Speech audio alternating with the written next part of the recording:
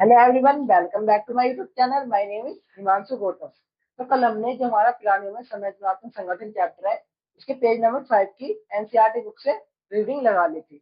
और मैं आशा करता हूँ आपने मेरी वो वीडियो जाकर देख ली होगी और एक बार आपने भी एनसीईआरटी बुक की रीडिंग लगा ली होगी। तो आज हम पढ़ेंगे प्राणियों में संरचनात्मक संगठन चैप्टर के पेज नंबर 6 की एनसीईआरटी बुक की रीडिंग। तो चलिए शुरू करते हैं वीडियो को।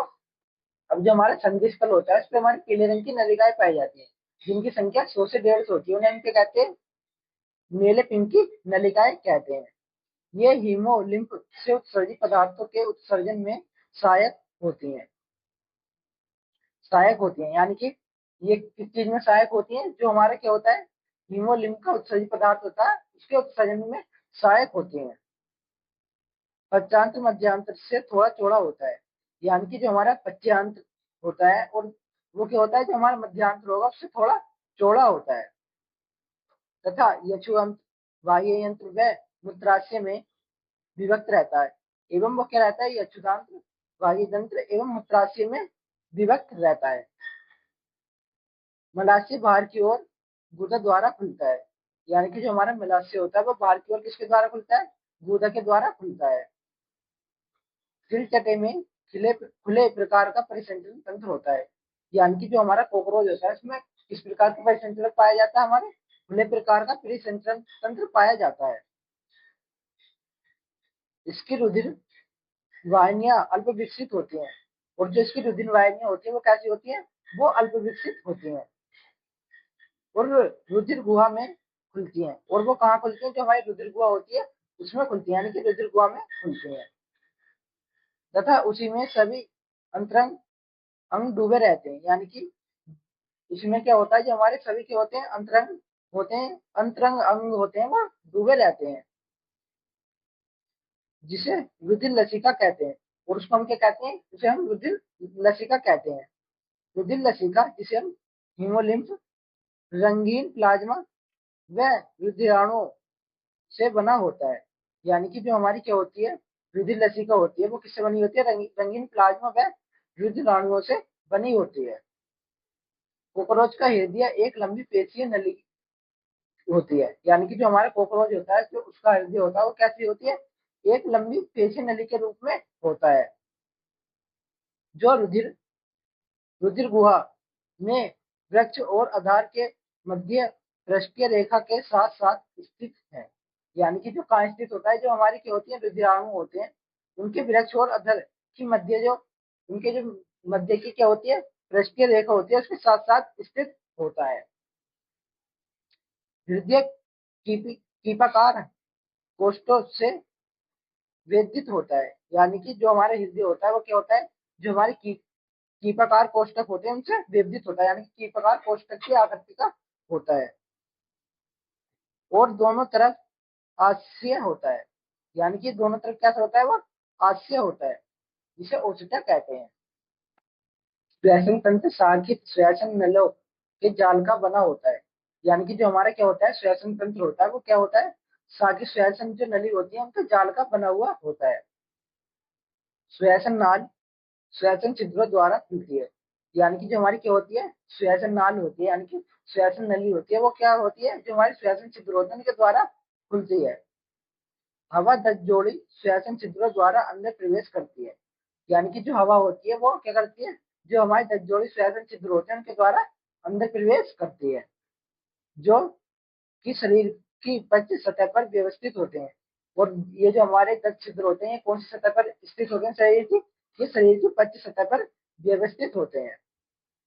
श्वसनाल पुनः विभाजित होकर नलिकाएं बनाती है। अब जो हमारी क्या होती है, श्वसनाल होती है, वो क्या हो जाती है, पुनः विभाजित हो जाती है। विभाजित होकर क्या करती है, जो हमारी श्वसन नलिकाएं होती हैं उनको बना लेती है। यह हवा को श्वसन नलिकाओं द्वारा शरीर के सभी भागों तक पहुंचाती है।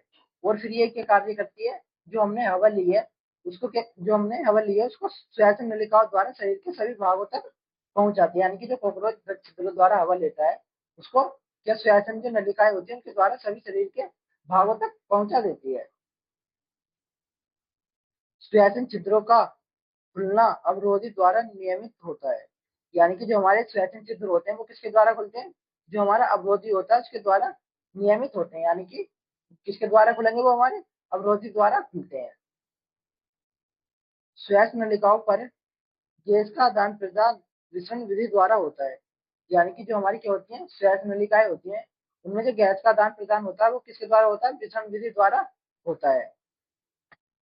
तीन कैटेगरी उत्सर्जन मेल पिंग नलिकाओं द्वारा होता है, यानी कि देखो जो हमारा कॉकरोच होगा उसमें जो उत्सर्जन होता है वो किसके द्वारा होता है, जो हमारी मेल पिंग नलिकाएं होती हैं उनके द्वारा होता है।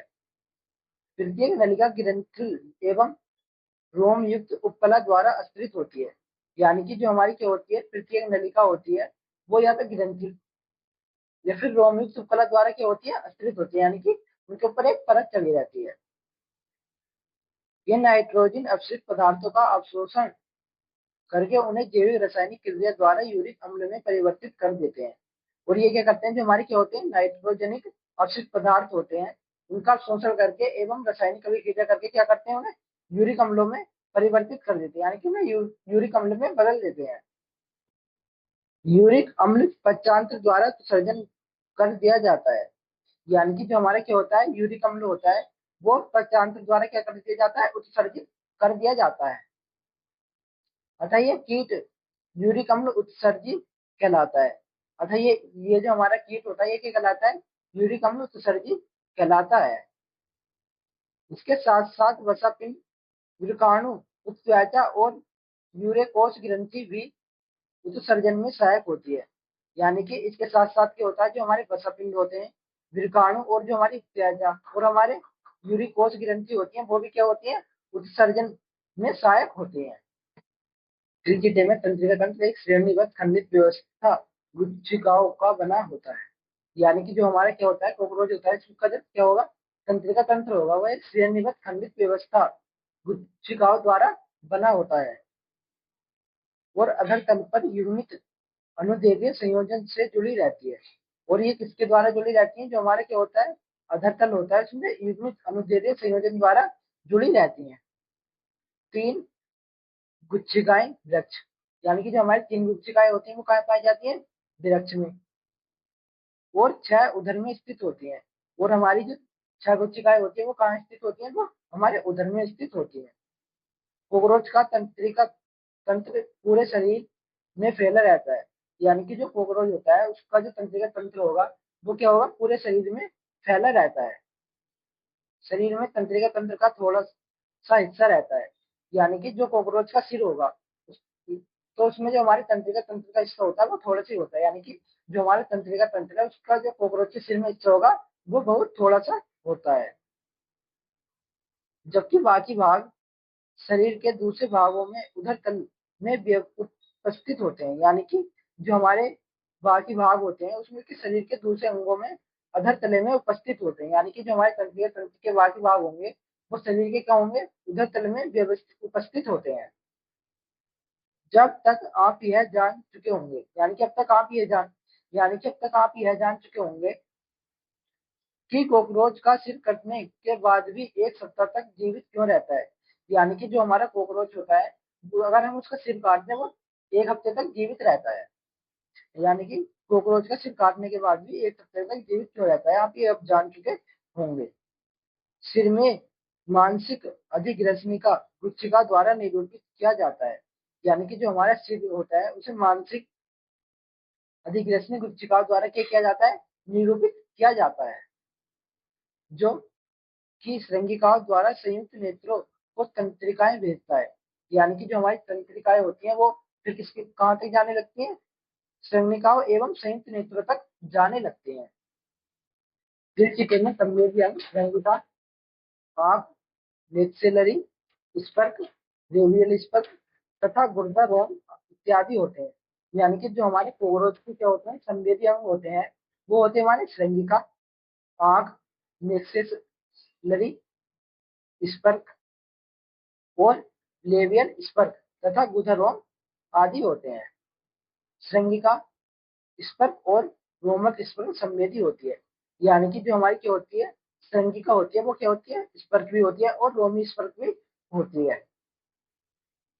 सिर के पृष्ठ सतह पर एक जोड़ी संयुक्त नेत्र पाए जाते हैं, यानी कि जो हमारा क्या होता है, सिर होता है, इसकी पृष्ठ सतह पर क्या होता है, जो हमारे एक जोड़ी संयुक्त नेत्र उपस्थित होते हैं या पाए जाते हैं। प्रत्येक संयुक्त नेत्र में लगभग 2000 पृष्ठकोणीय नेत्रांश होते हैं। यानी कि जो हमारे क्या होता है, प्रत्येक संयुक्त नेत्र होगा उसमें लगभग 2000 षटकोणीय नेत्रांश होते हैं। कई नेत्रांशों की मदद से तिलचिटा एक ही वस्तु की कई परछाइयां देख सकता है। यानी कि जो हमारे क्या होते हैं, कई नेत्रांश होते हैं, उनकी मदद से जो हमारा कॉकरोच होता है वो एक ही वस्तु की एक से अधिक ज्यादा परछाइयां देख सकता है, यानी कि कई परछाइयां देख सकता है। इस प्रकार की दृष्टि को मोजेक दृष्टि कहते हैं। यानी कि ये जो हमारे इस प्रकार की दृष्टि होती है इसको हम क्या कहते हैं, मोजेक दृष्टि कहते हैं। जिसकी सुगराहिता अधिक परंतु विवेचना कम होती है। यानी कि इसकी सुगराहिता जो होती है वो होती है अधिक, परंतु इसकी विवेचना जो होती है वो होती है कम होती है। यानी कि सुगराहिता अधिक होगी और इसकी विवेचना कम होगी। यह सामान्यतः रात के समय में होती है। ये सामान्यतः कौन से समय में होती है, हमारे रात के समय में होती है। अतः इसे रात्रि दृष्टि कहते हैं।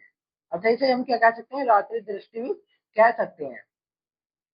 तिलचटा द्विलिंगी होता है। यानी कि जो हमारा कॉकरोच होता है वो क्या होता है, वो द्विलिंगी होता है तथा दोनों लिंगों में पूर्ण विकसित जनन अंग होते हैं। यानी कि जो हमारे क्या होते हैं, दोनों लिंग होते हैं उनमें पूर्णतः विकसित जनन अंग होते हैं। नर जनन एक जोड़ी विवरण के रूप में विद्यमान होता है। यानी कि जो हमारे क्या होता है, नर जनन अंग होता है वो एक जोड़ी विवरण के रूप में क्या होता है, विद्यमान होता है। यानी कि एक जोड़ी विवरण के रूप में रहता है। देखो ये जो हमें चित्र दिखाया है किसका है, ये हमारे नर कॉकरोच का है। अब देखो ये जो हमारी संरचना है ये क्या कहलाती है, हमारी वृषण कहलाती है। और ये वाली जो हमारी संरचना ये क्या कहलाती है, हमारी श्वैष्णिक ग्रंथि कहलाती है। और ये वाली जो हमारी संरचना ये क्या कहलाती है, हमारी ये हमारी छोटी नलिका कहलाती है। फिर यही जो वाइट वाली वो है हमारी संरचना ये क्या कहलाती है, हमारी ये बड़ी नलिकाएं कहलाती है। अब जो हमारी बड़ी नलिकाएं होती है इनके पीछे क्या पाए जाते हैं, हमारे शुक्राशय पाए जाते हैं। और ये वाली जो हमारी नली है इसे क्या कहते हैं, हम शुक्र वाहिका कहते हैं। और ये वाली जो हमें पीले कलर की दिखाई गई है इसको हम क्या कहते हैं, श्रृंखल वाहिनी कहते हैं।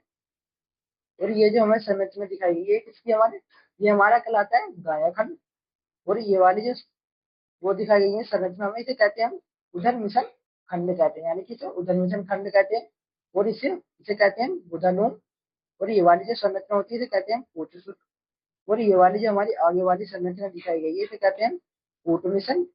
और ये वाली जो हमारी संरचना है ये वाली और ये वाली, यानी कि ये वाली इतनी जो संरचना हमारी ये कहलाती है वाया मिशन खंड। और ये वाली जो हमारी आय की संरचना है ये क्या कहलाती है, हमारी ये गिलगी कांत संरचना कहलाती है। ये था हमारा नर नर कॉकरोच।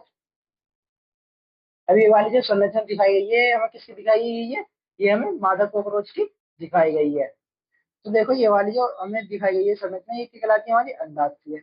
फिर यही वाली जो संरचना इससे आगे छोटी बनती है कहलाती है हमारी अंडवाहिनी का।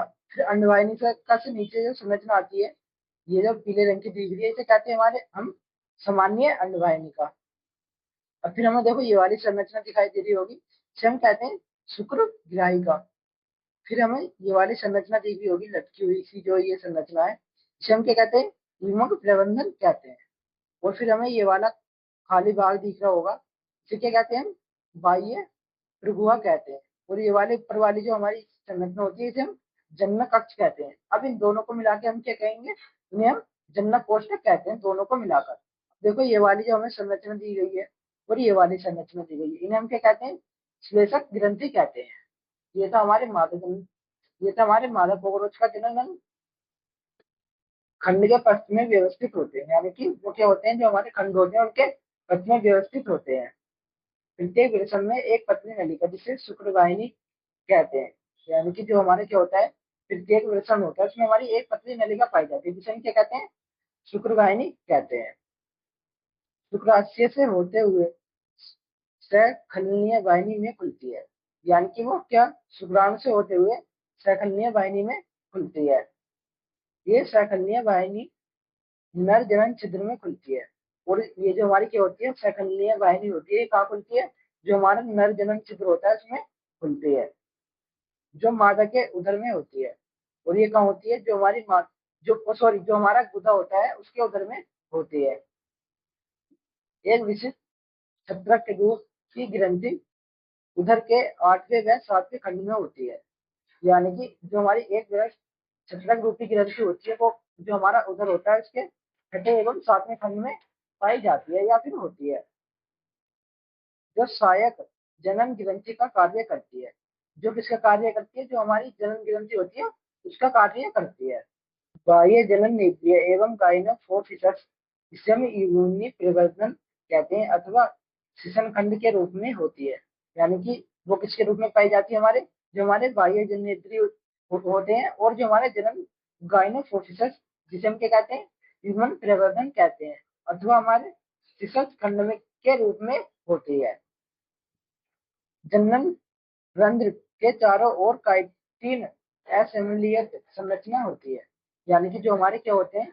जनन रंध्र होते हैं, उनके चारों ओर हमारे काइटिन की असममिलित क्या होती है? संरचना होती है। यानी कि जो हमारे क्या हुए जननिक छिद्र होते हैं, उनके चारों ओर काइटिन की क्या पाई जाती है? असीमित संरचना पाई जाती है। शुक्राणु शुक्राशय में संग्रहित रहते हैं। यानी कि जो हमारे शुक्राणु होते हैं वो शुक्राशय में क्या रहते हैं? संग्रहित रहते हैं और पुंज के रूप में आपस में चिपके रहते हैं। और वो किसके रूप में आपस में चिपके रहते हैं? वो हमारे पुंज के रूप में आपस में चिपके रहते हैं। इन पुंजों को शुक्राणुधर कहते हैं। यानी कि ये जो हमारे पुंज होते हैं हम क्या कहते हैं? शुक्राणुधर कहते हैं। मैथुन के समय ये विसर्जित कर दिए जाते हैं। यानी कि जब मैथुन होता है उस समय ये क्या कर दिए जाते हैं? विसर्जित कर दिए जाते हैं। मादा जनन तंत्र में 2 वार्ध आकार के अंडाशय होते हैं। यानी कि जो हमारे मादा का जनन तंत्र होता है इसमें 2 वार्ध आकार के क्या होते हैं? अंडाशय होते हैं, जो जो उधर के 2 से छठे खंड में पार्श्व में स्थित होते हैं। यानी कि जो कहाँ स्थित होंगे? 2 से 8वें खंड के पार्श्व में स्थित होंगे। प्रत्येक अंडाशय 8 अंडाशय नलिका अथवा अंडाशयों का बना होता है। यानी कि जो हमारा क्या होता है? प्रत्येक अंडाशय होता है वो किसका बना होता है? जो हमारी 8 अंडाशय नलिका होती है अथवा अंडाशयों का बना हुआ होता है। तो बस आज के लिए इतना ही। अगर आपको कोई भी डाउट है या फिर जो मैंने आपको ये एनसीईआरटी बुक पढ़ाई है, अगर आपको कोई भी लाइन या फिर कोई भी टॉपिक समझ में नहीं आया तो आप मुझे कमेंट करके बता दें। मैं जो अपने नेक्स्ट वीडियो लेकर आऊंगा उसमें उस लाइन या फिर उस टॉपिक को आपको अच्छे से समझा दूंगा। अगर आप ये जो मैंने आपको एनसीईआरटी बुक पढ़ाई है इसके ऊपर अपनी क्वेश्चन प्रैक्टिस करना चाहते हो तो आप मेरे टेलीग्राम चैनल को ज्वाइन करो, जिसका लिंक मैंने आपको डिस्क्रिप्शन में दे दिया है। वहां से जाकर आप मेरे टेलीग्राम चैनल को ज्वाइन कर सकते हो। अगर वीडियो पसंद आई तो वीडियो को लाइक और हमारे चैनल को सब्सक्राइब करें। मिलते हैं फिर नेक्स्ट वीडियो में, तब तक बने रहिए हमारे विद्यानिक चैनल पर।